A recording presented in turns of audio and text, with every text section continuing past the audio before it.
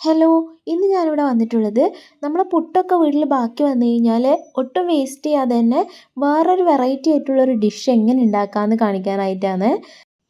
അതിനായിട്ട് ആദ്യം തന്നെ ഞാനിതാ ബാക്കി വന്ന പുട്ട് ഞാനിവിടെ നന്നായിട്ട് കൈവച്ചൊന്ന് പൊടിച്ചെടുത്തിട്ടുണ്ട് കേട്ടോ. ഇവിടെ കുറച്ച് പുട്ട് മാത്രമേ ഞാൻ എടുത്തിട്ടുള്ളൂ. ഈ ഒരു ബാക്കി വന്നു കഴിഞ്ഞാൽ നമുക്കിത് വൈകുന്നേരത്തെ ചായൻ്റെ കൂടെയോ അതുപോലെ തന്നെ ഡിന്നറായിട്ടൊക്കെ നമുക്ക് കഴിക്കാനായിട്ട് പറ്റുമേ. അതുപോലെ തന്നെ മെയിനായിട്ട് വേണ്ടത് മുട്ടയാണ്. ഞാനിവിടെ 2 മുട്ട എടുത്തിട്ടുണ്ട്. കൂടുതൽ വേണമെന്നുണ്ടെങ്കിൽ ഒരു 3 4 മുട്ടയൊക്കെ എടുക്കാം കേട്ടോ. അതുപോലെ തന്നെ ഒരു ഉള്ളിയാണ് എടുത്തിട്ടുള്ളത്. അത്യാവശ്യം വലിയ ഉള്ളി ആയതുകൊണ്ട് ഞാൻ 1 മാത്രമേ എടുത്തിട്ടുള്ളൂ.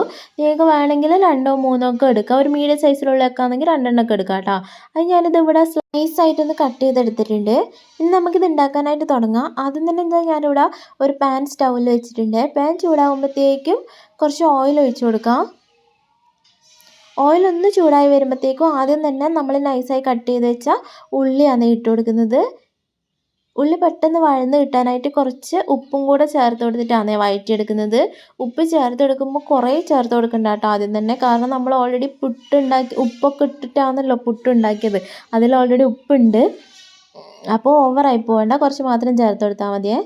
ഇനി ഉള്ളിയൊക്കെ നന്നായി വഴന്ന് വന്നിട്ടുണ്ട്. ഈ ഒരു ടൈമിൽ ഇതിലോട്ട് ഒരു 1/2 ടീസ്പൂൺ മഞ്ഞൾപ്പൊടിയും ഒരു 3/4 ടീസ്പൂൺ കാശ്മീരി മുളക് പൊടിയും അതുപോലെ തന്നെ 1 ടീസ്പൂൺ കുരുമുളക് പൊടിയും ഒരു 1/4 ടീസ്പൂൺ ഗരം മസാലയും 1 ടീസ്പൂൺ ചിക്കൻ മസാലയും കൂടെ ചേർത്ത് കൊടുത്തിട്ടുണ്ട്. ചിക്കൻ മസാല അല്ലെങ്കിൽ മീറ്റ് മസാല അങ്ങനെ ചേർത്ത് കൊടുത്താൽ മതി കേട്ടോ. വേണമെങ്കിൽ ഇതിൽ കുനുകുനാന്നരിഞ്ഞ് പച്ചമുളകും കൂടി ചേർത്ത് കൊടുക്കാം. ഞാനിവിടെ എരിവിന് ആവശ്യമായിട്ട് കുരുമുളക് പൊടിയാണ് കൂടുതൽ ചേർത്ത് കൊടുത്തിട്ടുള്ളത്. കുരുമുളക് പൊടി കൂടുതൽ ചേർത്ത് കൊടുക്കുന്നില്ലെങ്കിൽ പച്ചമുളക് 1 2 ചേർത്ത് കൊടുത്താലും മതി കേട്ടോ. ഇനി ഇത് ആ ഒരു മസാലേൻ്റെ റോ ഫ്ലേവറൊക്കെ പോയതിന് ശേഷം ഞാൻ അതൊക്കെ ഒന്ന് സൈഡിലോട്ട് മാറ്റിയതിന് ശേഷം ആ 2 മുട്ട ഒന്ന് പൊട്ടിച്ചിട്ട് അതിലോട്ട് ചേർത്ത് കൊടുക്കുന്നുണ്ട്. മുട്ട പൊട്ടിച്ച് ഡയറക്റ്റ് ഇതിലോട്ട് ചേർക്കണ്ട, കാരണം മുട്ട കേടങ്ങാനുണ്ടെങ്കിൽ നമുക്ക് അറിയാൻ പറ്റില്ലല്ലോ. അപ്പോൾ വേറൊരു പാത്രത്തിലേക്ക് പൊട്ടിച്ച് ചേർത്ത് കൊടുത്തതിന് ശേഷം ഇതിലോട്ടൊന്ന് ചേർത്ത് കൊടുക്കാം. ഇനി അതൊക്കെ ഒന്ന് ഇതുപോലെ ഒന്ന് സ്ക്രാമ്പിൾ ചെയ്തെടുക്കണേ മുട്ട.